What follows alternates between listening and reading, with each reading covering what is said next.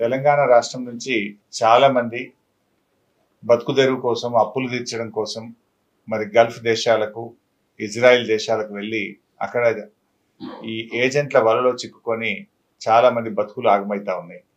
అలాంటి 12 మంది తమ్ముళ్ళు ముఖ్యంగా కామారెడ్డి, నిర్మల్, నిజామాబాద్, మెదక్, సిద్దిపేట్, కరీంనగర్, జగిత్యాల్ తదితర జిల్లాల నుంచి మరి వెళ్ళి అక్కడ ఎంతో ఇబ్బందులు పడుతూ తిండి తిప్పలు లేక బీపీ, షుగర్లు, రకరకాల వ్యాధులతో సతమతమవుతూ రాష్ట్ర ప్రభుత్వానికి, కేంద్ర ప్రభుత్వానికి ఎన్నిసార్లు మొరబెట్టుకున్నా 2 ప్రభుత్వాలు కూడా స్పందించలేదు.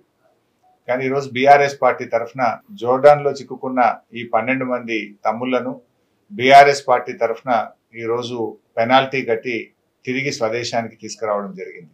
నేను ఇప్పటికైనా ప్రభుత్వాన్ని విజ్ఞప్తి చేస్తా ఉన్నా, ఇంకా వందలాది వేలాది మంది యువతీ యువకులు ఈరోజు వివిధ దేశాల్లో ఇలా అనేక ఇబ్బందుల్లో కొట్టుమిట్టాడుతూ ఉన్నారు. పిల్లలు చెప్తా ఉన్నారు, జోర్డాన్లో ఎంబసీ, ఇండియన్ ఎంబసీ ఆఫీస్కు ఎన్నిసార్లు మొరబెట్టుకున్నా స్పందన రాలేదు అని. రాష్ట్ర ప్రభుత్వానికి ఎన్ని విజ్ఞప్తులు చేసినా ఇవాళ రాష్ట్రంలో ఉండే ప్రభుత్వం కూడా స్పందించలేదు అని ఆ పిల్లలు వాపోతా ఉన్నారు. ఇవాళ ప్రభుత్వాలు మన పిల్లల్ని మనం కాపాడుకోవడం మీ బాధ్యత.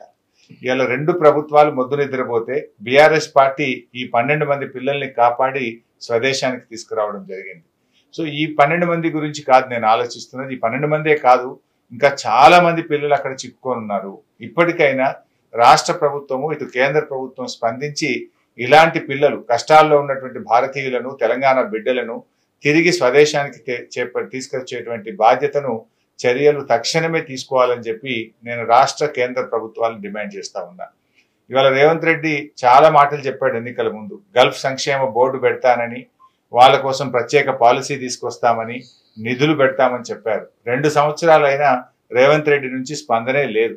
ఆయన మాటలకు ఎక్కువైపోయింది తప్ప ఏ ఒక్కటి కూడా ఇచ్చిన హామీలు ఇవాళ నెరవేర్చేటువంటి పరిస్థితి కనబడతలేదు.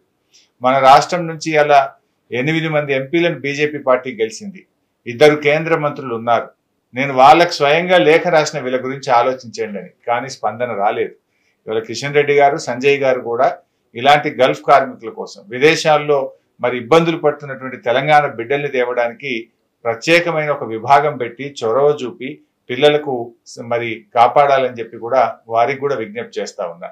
ఇవాళ మనం అధికారంలో ఉన్నటువంటిది, ప్రజలు మనకు అధికారం ఇచ్చింది ఆపదలో ఉన్న ప్రజల్ని ఆదుకోవడానికి, కష్టాల్లో ఉన్నటువంటి ప్రజల్ని కాపాడుకోవడానికే ప్రభుత్వాలు ఉంటాయి.